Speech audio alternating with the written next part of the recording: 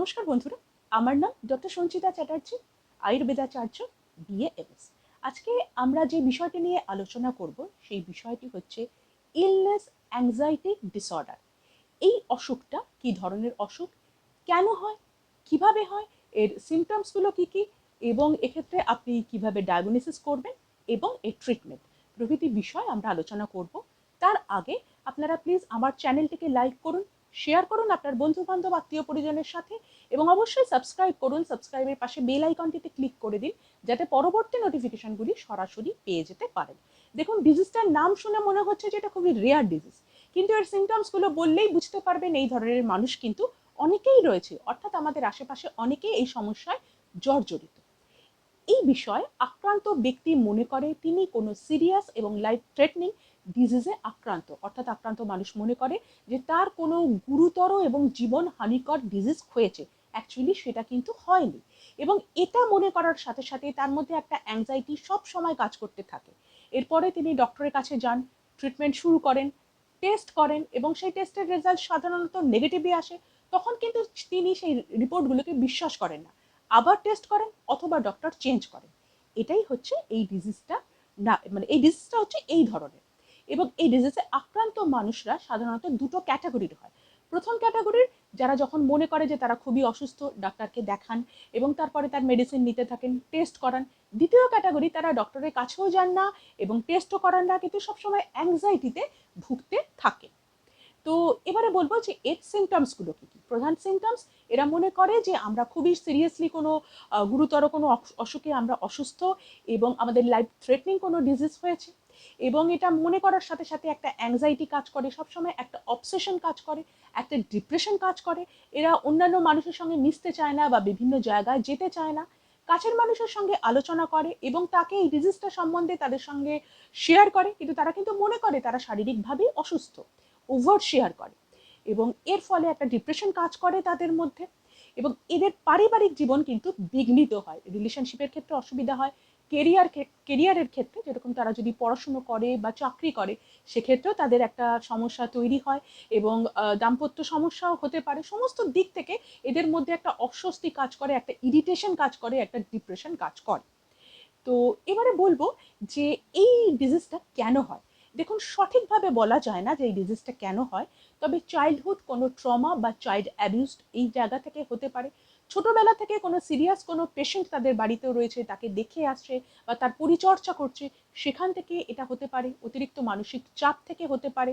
ছোটবেলা থেকে খুবই নেগলেক্টেড, কেউ ভালোবাসেনি অথবা তার মনের কথা বলার মতো কোনো লোকজন নেই, সেটা হতে পারে। তাকে ছোটবেলা থেকে বাবা মা অন্যদের সঙ্গে তুলনা করে এসেছে, তার মধ্যে একটা ইনফিরিয়রিটি কমপ্লেক্স কাজ করছে, এই জায়গা থেকে সেটা কিন্তু এটা হবার একটা সম্ভাবনা রয়েছে। এবং সেই সাথে সাথে এদের মধ্যে একটা মানসিক চাপ থেকে হতে পারে, অন্য কোনো মানসিক কোনো সমস্যা থেকেও কিন্তু এটা হবার একটা সম্ভাবনা থাকে। এবারে বলি যে এর ডায়াগনোসিস কিভাবে করবেন। দেখুন, ঝট করে তো এর ডায়াগনোসিস হয় না, তার কারণ প্রথমত এরা যায় ডক্টরের কাছে, এমনভাবে তারা এদের সিমটমসগুলো বর্ণনা করতে থাকেন যে ডক্টর মনে করেন যে এরা সত্যিই অসুস্থ, এবং তাকে সেই ধরনের ট্রিটমেন্ট দেওয়া হয়। এবং তার পরবর্তীকালে তার এই ট্রিটমেন্টগুলোর যখন রিপোর্ট হয়, সেই রিপোর্ট যখন নেগেটিভ হয় বা বারে বারে ডক্টরের কাছে যাবার পরে তিনি যখন মনে করেন যে এর একটা মানসিক সমস্যা রয়েছে, তখন তিনি এনাকে কোনো সাইকিয়াট্রিস্ট বা সাইকোলজিস্টের কাছে রেফার করেন। তখন কিন্তু এর ডায়াগনোসিসটা হয় অ্যাকর্ডিং টু DSM।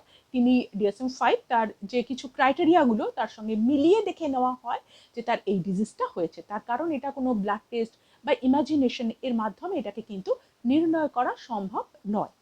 তো এরপরে বলবো যে এর ট্রিটমেন্টটা কিভাবে হয়। এর ট্রিটমেন্টটাও এই একই কারণে কিন্তু একটু দেরিতে শুরু হয়। যখন কোনো সাইকোলজিস্ট বা কোনো সাইকিয়াট্রিস্ট তার ট্রিটমেন্ট শুরু করে, প্রথম স্টেপে তার সমস্ত কথা শোনা হয়, তার কি কষ্ট, কি হচ্ছে না হচ্ছে সেটা খুব ভালোভাবে শোনা হয়। এবং কারণ এরা সবসময় বলতে চায় না এদের সমস্যার কথাটা, এরা তো মনে করে যে এরা শারীরিকভাবে অসুস্থ, কাজেই তারা বলতে চায় না, এবং পুরো ঘটনাটা তার থেকে শোনা হয়।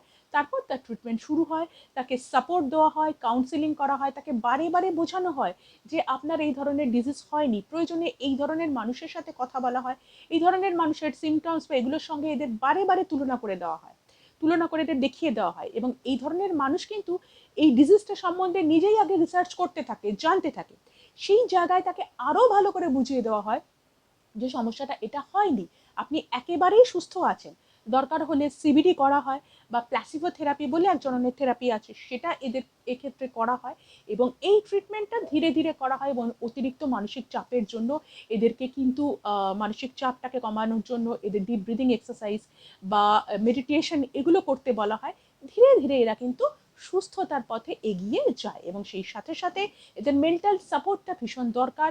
বন্ধু বান্ধব আত্মীয় পরিজন আশেপাশে যারা রয়েছে তাদের সহযোগিতা বা সহচর্চার কিন্তু ভীষণ প্রয়োজন আছে, তাদেরকে এভাবে সাহায্য করতে হবে এবং একটু বুঝতে হবে যে এরা অসুস্থ, এদেরকে একটু সাহায্য করলেই কিন্তু এরা সুস্থ হতে পারবে এবং এদের যে মানসিক চাপটা সেটাকে কমিয়ে দিতে হবে, স্বাভাবিক জীবনযাপন করতে হবে, প্রপারলি ডায়েট এক্সারসাইজ এগুলো করতে হবে, সেই সাথে সাথে আনন্দে থাকতে হবে, হাসি খুশি থাকতে হবে।